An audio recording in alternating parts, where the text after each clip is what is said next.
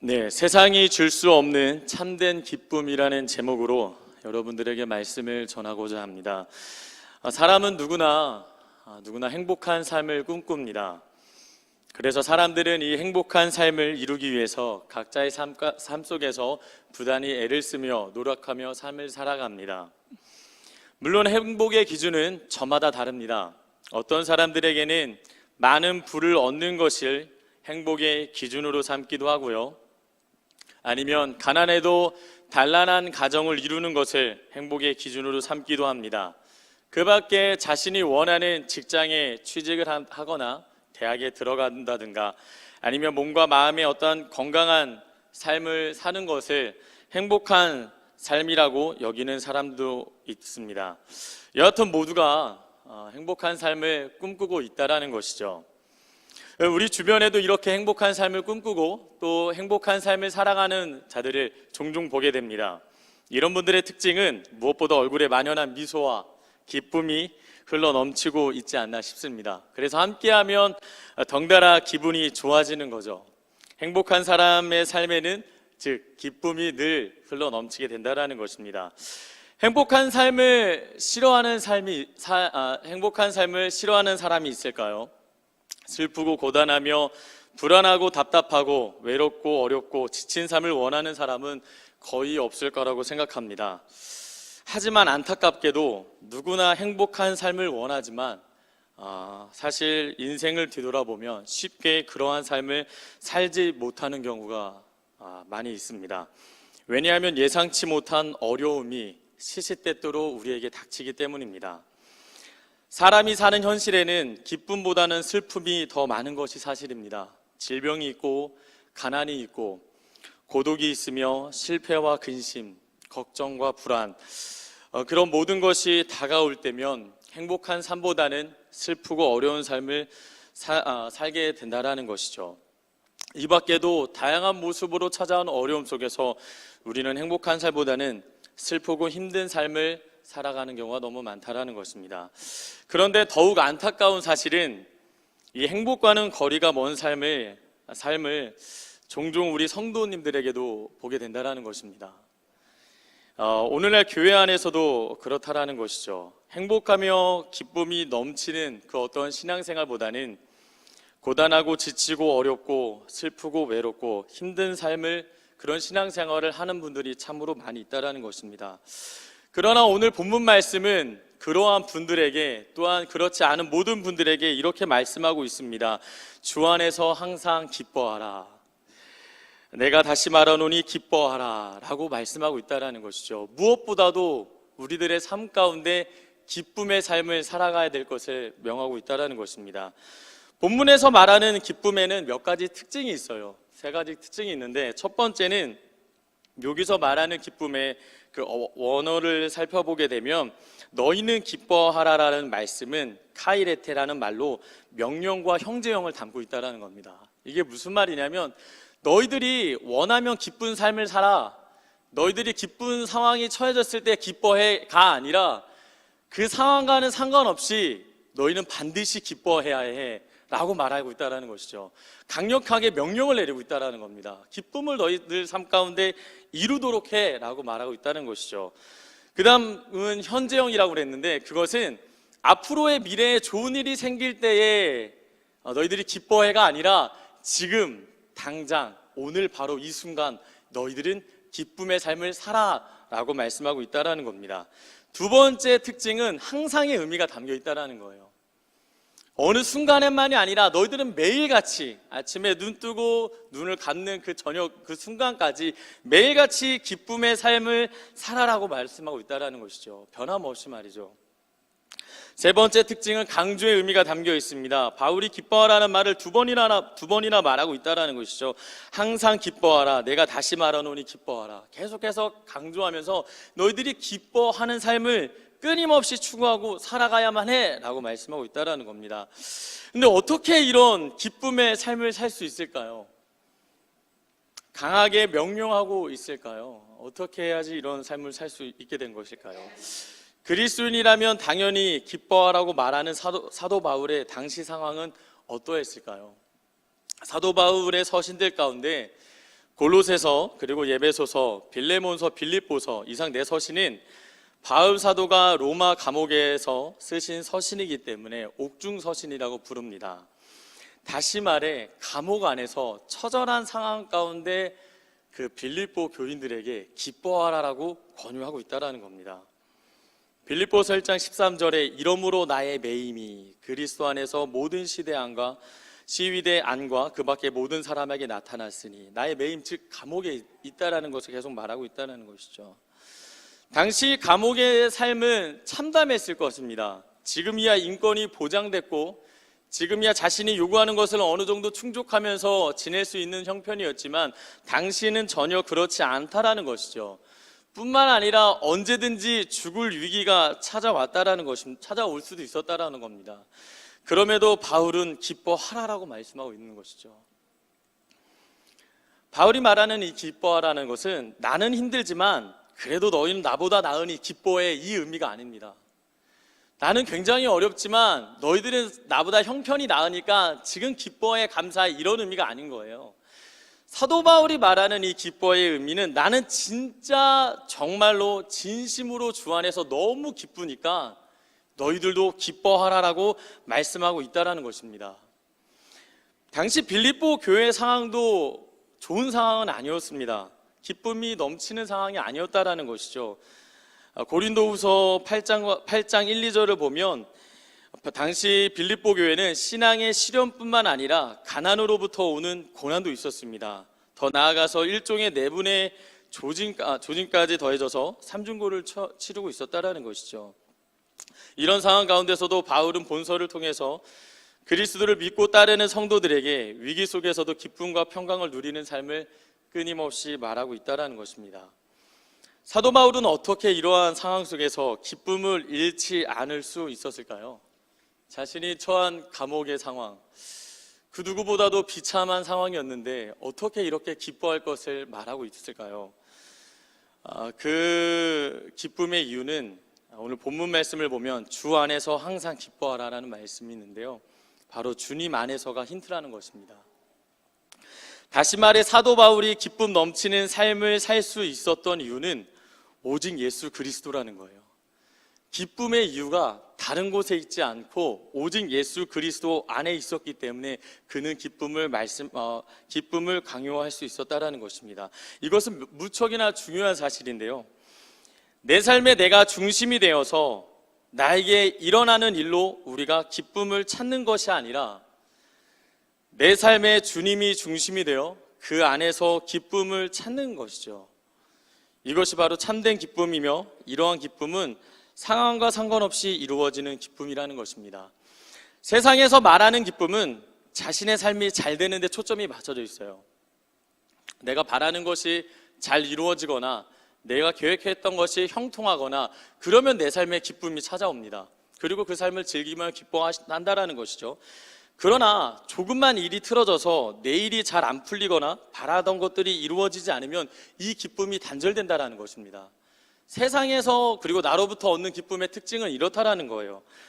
환경에 따라 변하는 기쁨이라는 것입니다. 그러나 이와 달리 우리가 주님 안에서 누리는 기쁨은 주님을 기쁨의 이유로 삼고 나의 상황의 변화와는 상관없이 기뻐할 수 있다는 것입니다. 그러니까 나에게 기쁨의 이유가 있는 게 아니라 주님 안에 기쁨의 이유가 있다는 거예요. 그렇기 때문에 늘 기뻐할 수 있는 것입니다. 비록 사도 바울은 감옥에 갇혀 있었고 어떠한 위험이 닥칠지 모르지만 불안한 것이 아니라 기쁨 가운데 거할 수 있었던 것은 예수님 때문이라는 거예요. 예수님 때문에 주님 안에서 누릴 수 있는 놀라운 기쁨이었던 것이죠. 이 기쁨은 결코 세상이 어찌할 수 없는 아주 특별한 기쁨입니다. 주님밖에 줄 수 없는 기쁨이며 주를 믿는 자들이 누릴 수 있는 기쁨이라는 것이죠. 저와 여러분 모두가 이러한 기쁨을 누리기를 소망합니다. 정말 소망합니다. 여러분들의 삶 가운데 일이 틀어져서 그리고 예기치 못한 일이 발생해서 그것 때문에 좌지우지되는 어떤 기쁨이 아니라 정말 주님 한 분만으로 내가 기쁨을 누리기를 소망합니다. 주님 안에 참된 기쁨이 있다는 것이죠. 그렇다면 우리는 주 안에서 어떠한 기쁨을 누릴 수 있을까요? 주님 안에 참된 기쁨이 있다는데 그 주님 안에 어떠한 기쁨을 누릴 수 있을까요? 세상이 줄 수 없는 이 기쁨은 무엇일까요? 세 가지를 여러분들에게 나누고자 합니다. 첫째, 주님은 우리의 삶에 구원이라는 참된 기쁨을 누리게 하십니다. 그러니까 주님 안에서 발견할 수 있는 놀라운 기쁨은 구원의 기쁨이라는 거예요.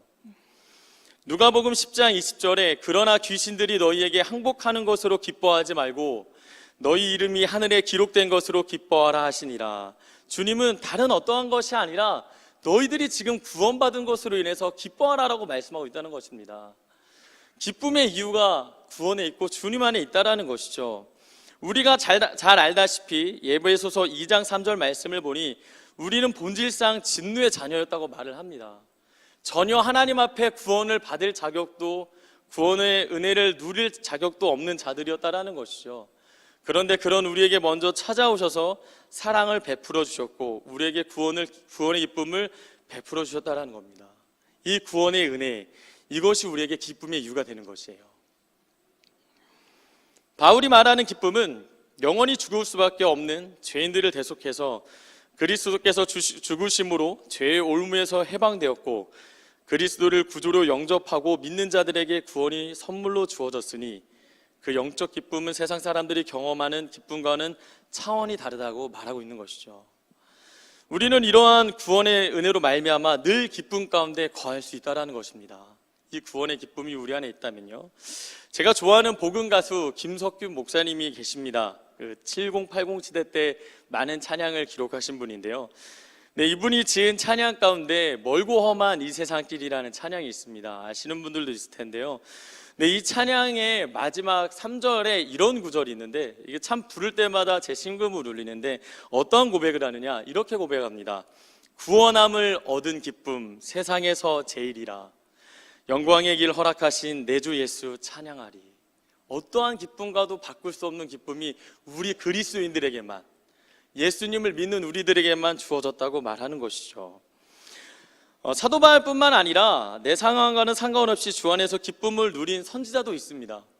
그러니까 바울만 이런 어떤 기쁨을 강조한 게 아니라는 것이죠. 우리가 잘 알고 있는 하박국 선지자입니다. 그는 하박국 3장 17절에 이렇게 말씀하고 있다는 것이죠. 비록 무화과 나무가 무성하지 못하며 포도나무에 열매가 없으며 감람나무에 소출이 없으며 밭에 먹을 것이 없으며 우리의 양이 없으며 외양간에 소가 없을지라도 나는 여호와로 말미암아 즐거워하며 나의 구원의 하나님으로 말미암아 기뻐하리로다. 하박국 선지자도 그랬다라는 거예요. 당시의 상황은 너무나도 안 좋았습니다. 바벨론으로부터 침략을 받고 하나님의 백성이라고 여겨지는 모든 이들이 침략을 당하고 죽임을 당하고 멸망을 당했어요. 너무나도 안타까운 일 속에서 하박국 선지자는 하나님 앞에 절망합니다. 왜 이런 일이 우리에게 일어났습니까? 그러나 그런 어떤 대학 가운데 결국 하나님께 소망이 있음을 그는 고백했다라는 것이죠. 구원의 그 소망. 하박국 선지자는 결국 주어진 이 상황과는 상관없이 하나님을 높이고 하나님을 예배했다라는 것입니다. 우리에게 이런 고백이 필요하다라는 것이죠. 그런데 만약 지금 내가 이 구원의 기쁨을 누리고 있지 않다면, 만약 지금 정말 냉정하게 이런 기쁨이 내 안에 없다면 여러분 하나님 앞에 이 구원의 기쁨을 회복해달라고 기도하시기를 바랍니다. 다윗 왕의 처자란 부르짖음 있는 시편 51편에 이런 말씀이 있죠. 주의 구원의 즐거움을 내게 회복시키시고 자원하는 심령을 주사 나를 붙드소서. 구원의 기쁨을 잃지 않기 위해 처절하게 하나님 앞에 엎드리는 다윗의 모습을 볼 수 있었습니다. 우리가 잘 알고 있는 18세기의 유명한 설교가, 설교의 황태자라고 불리는 슬펄전의 목사님에게 이런 일화가 있었는데요. 어느 날 슬펄전 목사님이 그 집안에서 식탁에 앉아 울고 계셨다고 합니다. 그래서 부인 되신 사모님께서 의아해서 이렇게 물어봤다고 해요. 왜 울고 계세요? 무슨 힘든 일이 있으신가요? 아니면 슬픈 소식이라도 들었나요? 라고 물어봤는데 이 말을 들은 하나님의 사람 슬퍼전은 눈물을 그치고 차분하지만 아주 심각한 표정으로 이렇게 이야기했다고 합니다. 내가 지금 울고 있는 이유를 알고 싶습니까? 그것은 말이요, 오늘은 내가 십자가를 생각해도 아무런 감동이 없었습니다. 이 사실이 너무나도 가슴 아프게 느껴졌고 나에게 십자가의 감격이 없고 이렇게 메말라 있는데 어떻게 다른 사람에게 십자가를 바라보라고 말할 수 있겠소? 라고 대답했다고 합니다. 지금 우리는 십자가와 우리가 얻은 구원에 대한 감격이 있는지 살펴봐야 돼요. 정말 그 감격이 내 안에 그대로 있는지, 신앙생활의 기쁨을 누리고 있는지를 확인해 봐야 된다는 것입니다. 이 구원의 기쁨은 우리와 늘 가까이 있는데 이것을 잊고서 내 삶 가운데 기쁨이 없다면 그것만큼 슬픈 일은 없겠죠. 구원의 기쁨이 우리 안에서 다시 회복돼야 될 줄 믿습니다. 다음으로 우리는 주 안에서 어떠한 기쁨을 누릴 수 있을까요? 세상이 줄 수 없는 기쁨은 무엇일까요? 두 번째는 주님은 우리의 삶 속에 함께 하심이라는 참된 기쁨을 누리게 하셨다라는 겁니다. 주님이 우리와 함께 하심. 마태복음 28장 20절, 내가 너희에게 분부한 모든 것을 가르쳐 지키게 하라. 볼지어다 내가 세상 끝날까지 너희와 항상 함께 있으리라 하시니라. 주님의 함께 하심은 다른 그 어떤 것도 결코 끊을 수 없는 함께 하심이라는 거죠. 그것 때문에 우리는 기뻐할 수 있다는 겁니다. 사람들은 자신과 대화가 통하거나 자신의 마음을 잘 알아주거나 자신의 고민을 잘 들어주는 사람, 그런 사람들과 늘 함께 하기를 바라죠. 그래서 자주 만남을 갖거나 자주 대화를 나누게 됩니다. 하지만 언제나 만날 수 있는 것은 아니죠. 각자의 상황이 있는 것이고 늦은 밤에 아니면 이른 새벽에 갑자기 찾아갈 수도 없는 일이잖아요. 하지만 우리 주님은 너무 다르다라는 거예요. 어느 때와 상관없이 우리와 함께하고 계시다라는 겁니다. 그래서 내가 원하면 그 함께 하시는 주님과 동행하고 그 주님을 붙들며 살 수 있다라는 것이죠. 그런데 오늘날 많은 그리스도인들이 이 함께 하심에 대해서는 잘 아는데, 동행하심이 중요하다라는 것은 너무 잘 아는데 그러한 삶을 살지 못하고 의심할 때가 있다라는 겁니다. 정말 나와 함께 하시는가? 정말 나와 동행하시는가? 의심의 눈초리를 보내는 사람들이 있다라는 거예요. 예전에 사역하던 곳에서 한 자매와 이렇게 대화를 나눈 적이 있었습니다. 근데 이 자매가 저에게 이렇게 상담하면서 이런 질문을 했어요. 그때는 전도사였으니까요. 전도사님, 제 일이 예전처럼 풀리지도 않고 제가 원하는 대로 잘 이루어지지가 않습니다. 왜 그럴까요? 제 생각에는 제가 죄를 지어서 그런 걸까요? 이제는 하나님께서 나와 함께 하시지 않기 때문은 아닐까요? 하나님께서 함께 하심에 대한 끊임없는 의심을 보내는 것을 볼 수 있었습니다. 이 자매뿐만 아니라 사실 많은 그리스도인들이 죄를 짓거나 신앙생활을 제대로 하지 않으면 주님이 과연 나와 함께 하시는가? 라는 것에 대해서 의심을 보내기도 합니다. 그러나 정말 중요한 사실은 하나님은 우리를 결코 버리지 않으시고 우리와 늘 함께 하신다는 거예요. 회개시켜서 다시 일으키시고 다시 우리를 붙잡으시지 결코 우리를 버리시지 않는다는 겁니다. 히브리서 13장 5절 말씀에 너희를 버리지 아니하고 너희를 떠나지 아니하리라 하셨느니라 라고 말씀하고 있다는 것이죠. 정말 자녀를 사랑하는 부모라면 사랑하는 자녀가 잘못을 저질렀다고 해서 내치거나 버리는 일은 결코 없죠. 하나님도 마찬가지라는 겁니다. 우리를 끔찍히 사랑하는데 우리가 죄를 졌다는 것을 용인한다라는 게 아니라 그럼에도 불구하고 사랑한다라는 거예요. 그래서 우리가 회개하고 다시금 주님 품에 돌아오기를 바라신다라는 겁니다. 함께 하심은 변하지 않는다라는 거예요. 나에게 어려움이 있을 때나 내가 홀로 있을 때나 그 함께 하심은 영원하다라는 겁니다. 우리가 잘 알고 있는 목사님, 이찬수 목사님이 계시잖아요. 분당 우리 교회 이찬수 목사님에게도 이런 일화가 있었다고 합니다. 보호하심이라는 책이 있는데요. 그 책을 보면 이런 일화가 있었습니다. 이찬수 목사님께서 총신대학교 신학대학원을 다닐 때 일이었다고 합니다. 주말이 되면 마땅히 이제 거할 곳이 없고 이렇게 어디에 얹혀 살기도 어려운 형편에 처했었다고 합니다. 그런데 한 번은 서울에 있는 신혼부부인 친구가 자신의 집에 한 3일 동안 비니까 잠시 동안 거기에서 지내라고 이렇게 말을 했다고 합니다. 그래서 너무나 좋아서 거할 것도 없으니까 그곳에서 이렇게 지냈는데 마음껏 텔레비전도 보면서 시간을 이렇게 보내다가 어느 순간 그 다음날 오후가 되니까 자신의 신세가 너무나도 처량해 보이더래요. 내가 주님의 일을 하려고 이렇게 준비하는 과정에 있는데 내 삶이 이렇게 너무 외롭고 고독하고 어려움밖에 없나라는 생각에 좌절하기 시작했다고 합니다. 나 혼자 이게 뭐 하는 건가 이런 생각에 휩싸여서 외로운 마음 가운데 외로움 속에서 마음이 이렇게 무너져 있는데, 그때 그 집에 기타가 있어서 그 기타를 들고 이런 찬양을 하나님 앞에 부르기 시작했다고 합니다. 누군가 널 위하여 기도하네 라는 찬양을 막 부르기 시작했대요. 그래서 한참 이렇게 찬양을 부르다가 갑자기 이 찬양 가운데 막 눈물이 쏟아지면서 어느 순간부터 이 찬양의 가사에 누군가가 아니라 성령님으로 그 부분을 바꿔서 부르기 시작했대요. 성령님 날 위하여 성령님 기도하네, 내가 홀로 외로워서 마음이 무너질 때 성령님 날 위해 기도하네. 찬양을 부르고 있을 때 근데 그 순간에 성령님께서 이렇게 말씀해 주셨대요. 너는 네 눈에 보이는 사람이 주변에 많으면 행복하고 네 눈에 보이는 사람이 없으면 외로워지니? 왜 아무도 없다고 그러니? 내가 너와 함께 하는데 내가 네 곁에 있는데. 이렇게 말씀해 주셨다고 합니다. 그래서 이찬수 목사님은 그 글에서 우리는 외롭다고 느낄 때가 있다. 그러나 그때 하나님을 찾고 하나님과의 교제가 회복되면 외로움이 없어지는 정도가 아니라 하나님의 사랑으로 충만해진다. 말로 다 표현할 수 없을 만큼 가슴이 뜨거워진다 라고 적어놨다는 것이죠. 성도 여러분, 하나님이 함께 하심을 기억하십시오. 그 함께 하심이 여러분들의 삶의 기쁨이 되어야 됩니다. 그리고 그 사실이 우리에게 정말 세상이 줄 수 없는 기쁨을 맛보게 한다는 것입니다. 하나님이 함께 하심을 기억하십시오. 끝으로 우리는 주 안에서 어떠한 기쁨을 누릴 수 있을까요? 세상이 줄 수 없는 기쁨 무엇일까요? 세 번째는 주님은 우리의 삶에 도우심이라는 참된 기쁨을 누리게 하십니다. 도우심. 시편 46편 1절 말씀을 보니까 하나님은 우리의 피난처시오 힘이시니 환난 중에 만날 큰 도움이시라. 하나님은 구원과 더불어 우리와 함께 하시며 또한 우리에게 늘 새 힘을 허락하는 분이라는 겁니다. 가만히 지켜보는 분이 아니라 늘 끊임없이 우리에게 도움을 주신다라는 것이죠. 그 도움을 얻을 수 있는 것, 그 도움을 하나님 앞에 구할 수 있는 것이 우리 삶의 기쁨이 된다라는 것입니다. 그래서 우리는 틈이 날 때마다 주님의 도우심을 끊임없이 구해야 된다라는 것이죠.